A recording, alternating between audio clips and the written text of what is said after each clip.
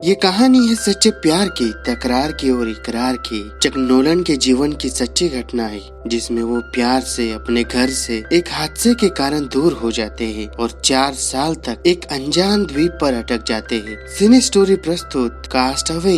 कहानी की शुरुआत में फेडेक्स कुरियर कंपनी की वैन को दिखाते हैं जो कि डिक और बेटिना के घर पर इस दिन का पहला पार्सल उठाने आते हैं, जिसमें चक नोलन एक विजिटर के तौर पर काम करते हैं। वो दुनिया के कोने कोने में जाकर कंपनी के कर्मचारियों को वक्त की अहमियत समझाते हैं। यही उनका काम है। कुरियर हर समय हर जगह पर इंश्योर टाइम पर पहुँचे, इस बात का वो अपने कर्मचारियों में हौसला भरते हैं। साथ ही साथ चक एक लड़की से बहुत प्यार करते हैं जिसका नाम कैली है। ये दोनों एक दूसरे के साथ काफी समय से रिलेशन में है और ये बहुत जल्दी शादी भी करने वाले हैं। चक और कैली का नेचर एकदम सामान्य होता है। वो दोनों अपने सभी प्रॉब्लम्स और दोस्तों के प्रॉब्लम्स हंसी खुशी एक दूसरे में बांटते हैं। हालांकि चक का एक दांत काफी दिनों से दर्द करता है, पर वो डेंटिस्ट के पास जाने से घबराते हैं, इसलिए हर बार उसे वो टाल देते हैं। आगे क्रिसमस आने वाला होता है और चक को अपने काम के चलते मलेशिया जाना होता है, पर जाने से पहले ये लोग क्रिसमस के तोहफे एक दूसरे में बांट लेते हैं। जहाँ कैली चक को अपनी खानदानी पुरानी घड़ी देती है जिसमें उसकी एक प्यारी सी फोटो होती है और चक क्रिसमस के शुभ अवसर पर कैली को रिंग देकर शादी के लिए पूछते हैं। कैली तोहफा पाकर खुश होती है और चक उसे बाय बोलकर चले जाते हैं। जाने से पहले वो कैली को मैं जल्दी वापस लौटूंगा, मेरा इंतजार करना, इस वादे के साथ फ्लाइट में बैठ जाते हैं। दोस्तों के साथ कुछ बियर और खाना खा के वो सो जाते हैं, पर जब उनका जहाज प्रशांत महासागर के ऊपर से होता है तो उनके जहाज को एक झटका लगता है जिसके कारण चक की नींद खुल जाती है और वो पायलट को पूछते हैं कि हम कहाँ हैं और ये झटका क्यों लगा।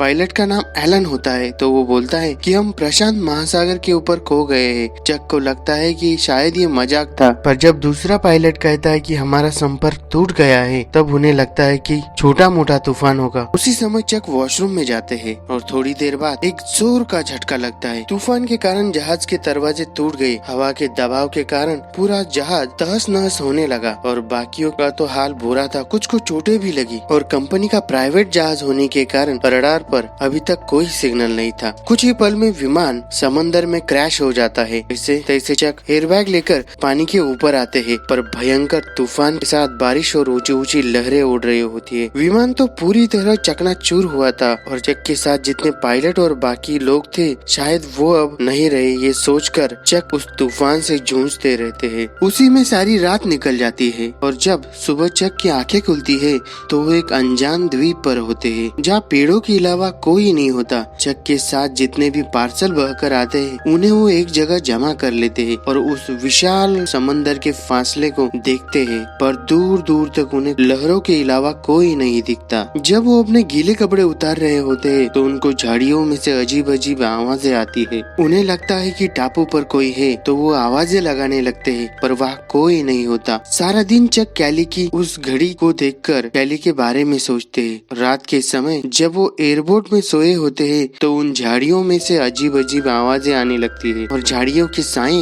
उन्हें डराने लगते हैं। अगले दिन जब वो सुबह उन्होंने जो रेत में हेल्प लिखा हुआ था वो पूरी तरह कोहरे के कारण मिट जाता है, तो वो लकड़ी के बड़े बड़े तनों से थोड़ी ऊपरी जगह पर एक बड़ा सा हेल्प लिख देते हैं और जो भी बाकी पार्सल बहकर आते हैं उन्हें भी वो अपने साथ फिर से समेट लेते हैं। और इस बार जब झाड़ियों में से आवाज आती है तो वो देखते हैं कि वो नारियल और पेड़ के पत्तों के चटकने की आवाज थी। भूख लगी होती है तो कुछ नारियल का पानी बड़ी मेहनत से तोड़कर पीते हैं और मदद की तलाश में पूरे टापू को एक चक्कर लगाते हैं जहाँ उन्हें गुफा के अलावा कुछ नहीं मिलता। आखिरकार वो एक चट्टान की चोटी को देखकर ऊपर जाने का सोचते हैं और जब वो चट्टान की चोटी पर पहुंचते हैं तो पूरा टापू बड़ी बड़ी लहरों से घिरा होता है। वहाँ उन्हें पानी में कुछ दिखता है तो वो उसके पास भाग भाग कर आते हैं और जब पास आकर उसे देखते हैं तो वो उनके ही पायलट एलन की लाश होती है। वो एलन के पास वाले जूते और टॉर्च अपने पास रखते हैं और एलन का फ्यूनरल कर देते हैं। साथ ही वो यहाँ रहना भी सीख रहे होते हैं। वो पेड़ के पत्तों से ओस का पानी जमा जमा करते हैं। खाने के लिए कुछ नारियल और मछलियाँ पकड़ने का ट्राई करते हैं, पर उन्हें इस काम में सफलता नहीं मिलती। वो धीरे धीरे मन से टूटने लगते हैं। पर तभी रात को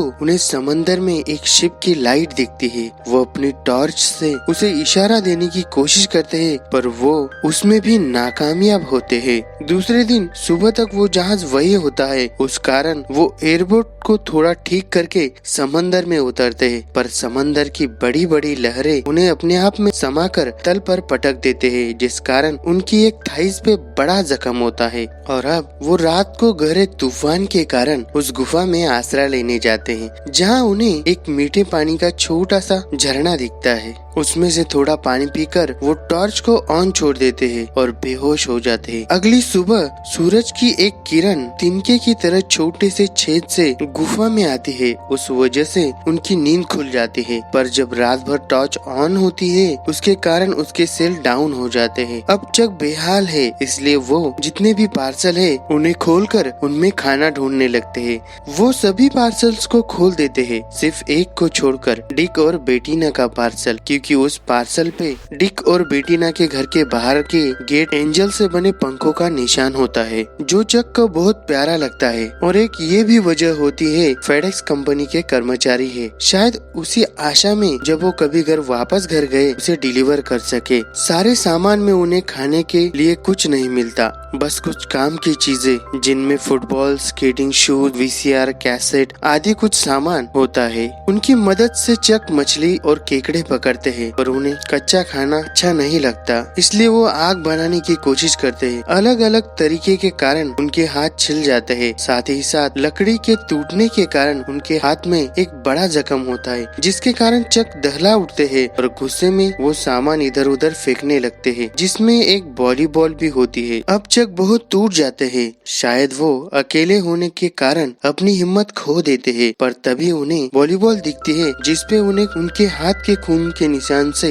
इंसान के चेहरे का अक्स बना होता है। वो खुद में हिम्मत भरने के लिए अपने मन को पागल बनाते हैं, इसलिए उस वॉलीबॉल पे वो आँख, नाक और मुंह बनाते हैं और लकड़ी के तने पर रखकर उससे बात करते करते वो फिर आग बनाने की कोशिश करते हैं। इस बार वो आग बनाने में कामयाब हो जाते हैं और उन्हें इस द्वीप पर आशा की एक किरण दिखती है, जिसकी खुशी के कारण वो मानो पागल से हो जाते हैं। अब हर वक्त वो उस वॉलीबॉल को अपने साथ रखते हैं, उससे बात करते हैं जैसे उनका वो सच्चा दोस्त हो, उसे दिल की हर बात बताते हैं। उस पे लिखा होता है विल्सन, तो उसका नाम वो विल्सन रख देते हैं। वो उसके साथ मिलकर हिसाब लगाते हैं कि हम कहाँ हैं और घर कब जाएंगे, पर पूरा हिसाब लगाने के बाद उन्हें पता चलता है कि शायद उन्हें कोई ढूंढ नहीं पाएगा और लहरें उन्हें यहाँ से निकलने नहीं देगी। चक विल्सन को कैली की बातें बताते हैं, गुफा में कैली की पेंटिंग के साथ और भी ढेर सारी पेंटिंग बनाते हैं और समय और दिन की दिनदर्शिका दिखाने के लिए सूरज की उस तिनके की किरण की मदद से वो एक कैलेंडर बनाते हैं। और एक दिन जब उनका दांत ज्यादा दर्द करने लगता है तो वो स्केटिंग शूज की मदद से उसे तोड़ देते हैं। अब चक ने उस द्वीप को पूरी तरह से अपना लिया था। उन्हें यहाँ रहते रहते 4 साल हो जाते हैं और इन 4 सालों में वो हर एक चीज में निपुण हो जाते हैं, किसी जंगल के आदिवासी की तरह। एक बार में ही वो पानी की मछली को भेज देते हैं। पहले जितने वो मोटे होते थे वही वो अब एकदम पतले हैं और निर्वस्त्र रहे। एक दिन जब वो गुफा में सोए होते हैं तो बाहर से किसी चीज की जोरदार आवाजें आती है और जब वो डरे संभलते वहाँ पहुँचते हैं तो वो देखते हैं एक लोहे की शीट होती है और जब वो हवा से गिरता है तो उन्हें लगता है कि शायद इसकी मदद से मैं लहरों को चीर कर निकल सकता हूँ। और अब वो एक योजना के साथ एक बेड़ा बनाना शुरू कर देते हैं और देखते ही देखते बेड़ा तैयार हो जाता है। इंतजार था तो सिर्फ बदलती हवा का और मौसम के साथ हवा का रुख भी बदल जाता है और चक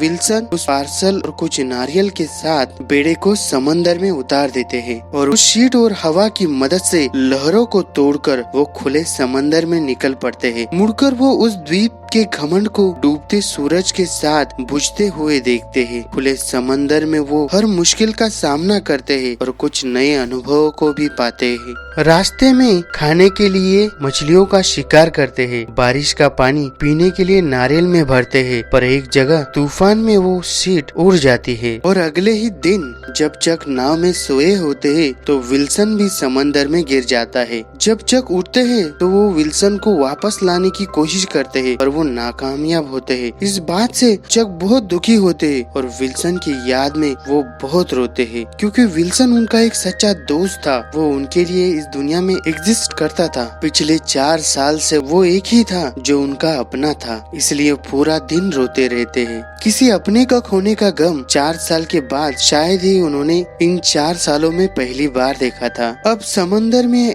इतने संघर्ष करने के बाद चक पूरी तरह टूट जाते हैं और बेड़ा भी अब करीब करीब पूरा बिखर गया होता है और आशा की किरण भी दूर दूर तक कहीं नजर नहीं आती। पर तभी उनके पास से एक बड़ा कार्गो शिप गुजरता है जो उन्हें बचा लेता है। इधर कंपनी उनकी वापसी में बड़ा प्रोग्राम रखती है, पर चक को सिर्फ कैली से मिलना होता है। पर समय के साथ कैली ने भी वक्त के साथ समझौता कर लिया होता है। कैली की शादी हो चुकी होती है, उसका एक पति और एक छोटी सी प्यारी सी बच्ची होती है। हालांकि इस बात से दोनों भी तड़पते हैं, पर अब वो चाह कर भी कुछ नहीं कर सकते। एक दिन चक कैली को मिलने जाते हैं और बातों बातों में वो कैली को अपनी घड़ी वापस दे देते हैं, क्योंकि वो उसके परिवार की निशानी थी। और कैली भी उनको उनकी कार वापस दे देती है। लेकिन जब वो कार लेके वापस जा रहे होते हैं तब कैली चक को जोर से आवाज देती है और बारिश में भाग भाग कर उनके पास पहुँचती है। चक भी अपनी गाड़ी में से उतरकर कैली को अपने गले से लगा लेते हैं, जहाँ कैली उन्हें कहती है कि चक, आज भी मैं तुमसे उतना ही प्यार करती हूँ। मेरे जीवन का पहला प्यार तुम ही हो। आई लव यू चक,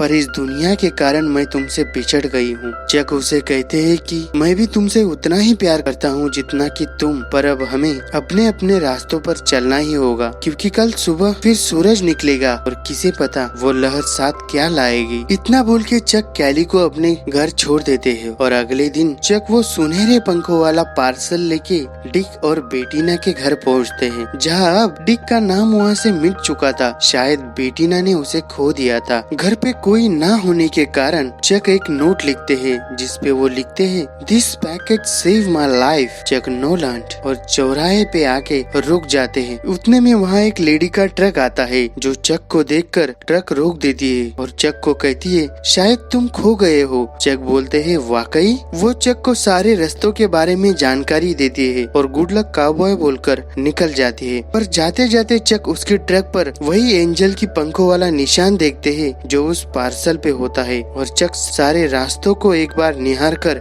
बेटीना के घर के रास्ते को देखते रहते हैं। शायद इसी आशा में निकलने वाले सूरज की वो किरण उन्हें यही दर्शाती हो कि बेटीना ही उनकी अगली मंजिल है। ये फिल्म रिलीज हुई थी सन 2000 में और उसका बजट था $90 मिलियन। बॉक्स ऑफिस कलेक्शन था $429 मिलियन और IMDb रेटिंग थी 7.8।